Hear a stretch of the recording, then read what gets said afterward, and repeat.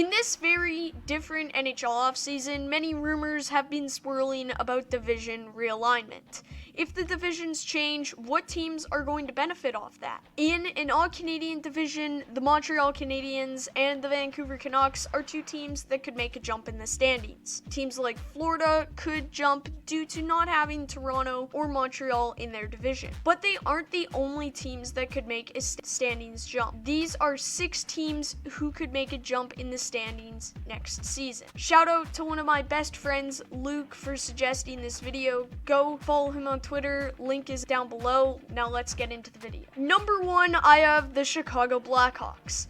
We saw last year in the bubble that the Hawks' older core still has some gas in the tank as they took down one of the favorites in the Edmonton Oilers. The Hawks' younger players are also responsible for some of the success the team's had. Players like Kirby Dach and Adam Boqvist showed what the Hawks have in those players in the future. However, the Hawks lost Corey Crawford in free agency, which will obviously hurt the team. But Malcolm Subban could potentially carry this team into the playoffs. The Hawks went from one of the best goalie duos to one of the worst, but Connor Delia isn't a terrible backup for the Hawks. The big offseason move was the Brandon Saad trade.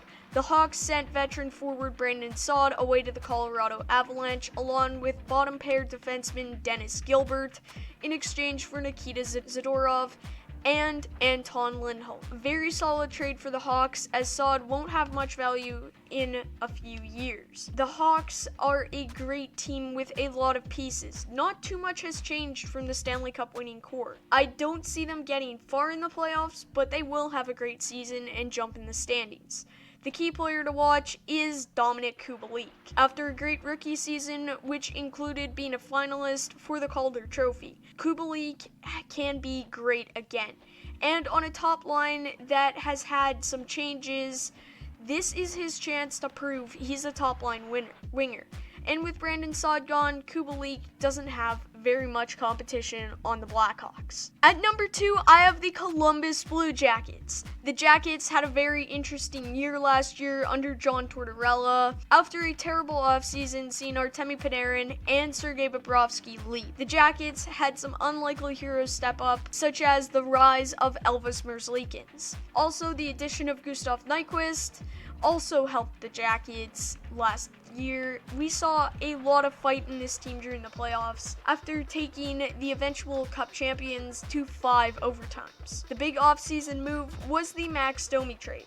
The Jackets traded Josh Anderson to the Canadiens for Max Domi at the draft, and it was a very interesting move. As a Habs fan, I'm still puzzled. Domi never got a fair shot with Montreal, and I hope he gets it with Columbus. Domi has a huge upside and a way larger one than Josh Anderson, in my opinion. The Jackets robbed the Canadiens in this one. In the offseason, this team got a lot better with the addition of Max Domi, and with Korpisalo heating up, this division should be easy for the Jackets to wrap up. Key player to watch is Cam Atkinson. Atkinson hasn't had a really big season yet in his career, and now that he's surrounded by the talent on this team, I think he could break out this season and put up huge numbers for Columbus. Number 3, I have the Vegas Golden Knights.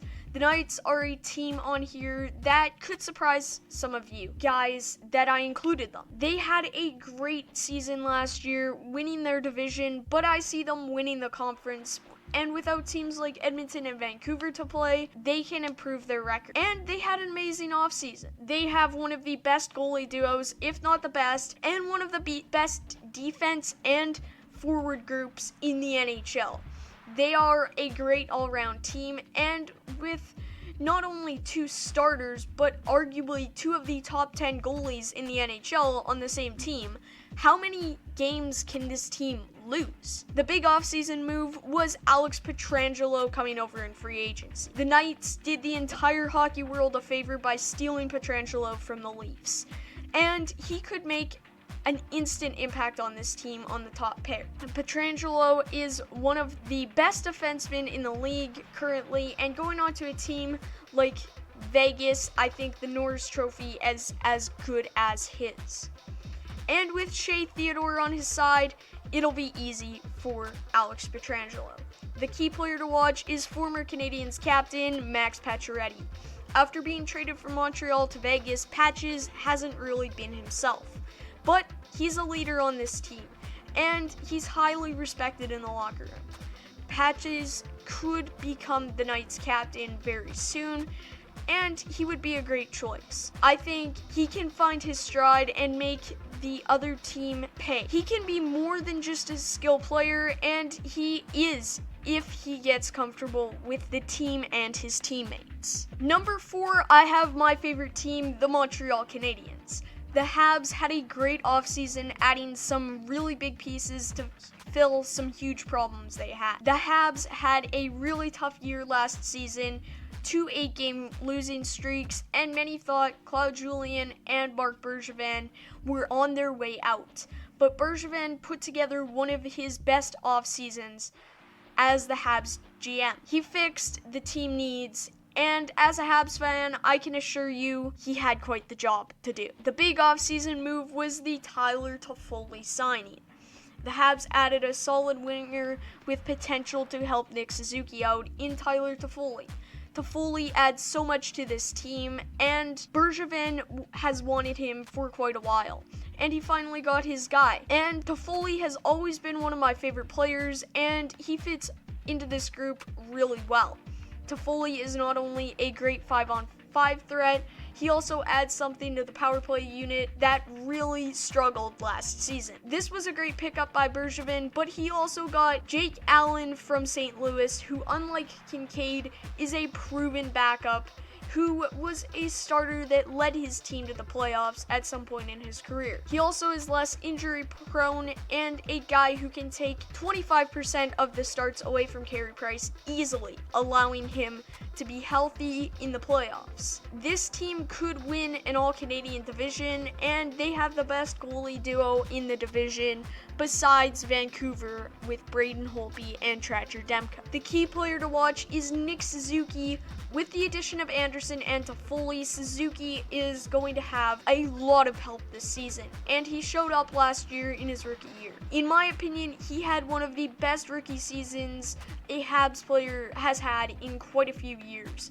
And in my recent memory, he showed in the playoffs that he has big play potential. And if he continues that pace, he could lead the Habs in points next season. He's a clutch player who needs to stick to his game. Nothing too fancy, and he needs to shoot more. He has an amazing shot and one the Habs definitely need on the power play unit. At number 5, I have the Winnipeg Jets. The Jets are another team that can benefit from an all-Canadian division.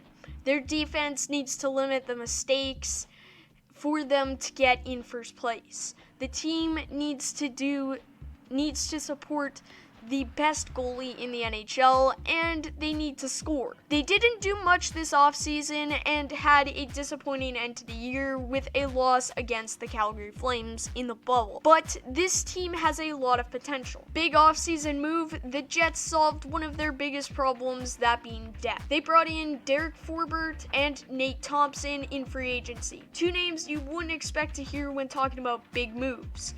But on a team like the Jets, those 2 players are going to make an impact.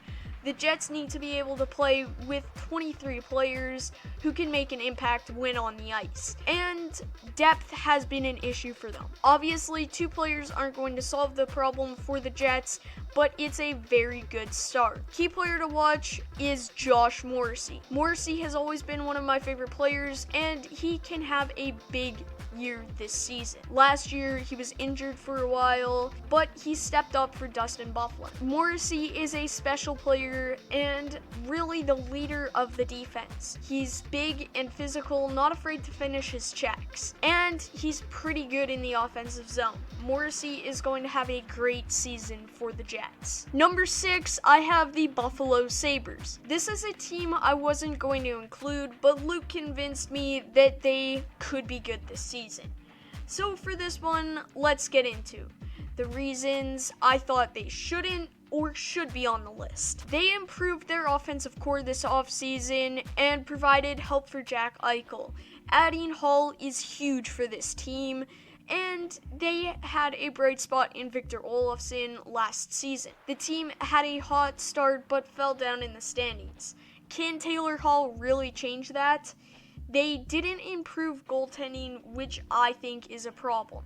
I'm not sure if Ullmark and Hutton are good enough for this team. With the addition of Cody Eakin and veterans Mark Staal and Toby Rieder, this team looks solid. Their defense, on paper, should be one of the best in the NHL, led by Rasmus Dahlin and Henry Jokiharju. Big offseason move and player to watch is both Taylor Hall. Hall signing in Buffalo out of nowhere on a one-year contract shocked the hockey world, and I think it would be stupid if he wasn't the player to watch. We all know how good Taylor Hall is, and honestly, he fits this team really well. Eichel, Hall, Olofsson, Skinner, and Rasmus Dahlin on the power play unit would rarely be stopped.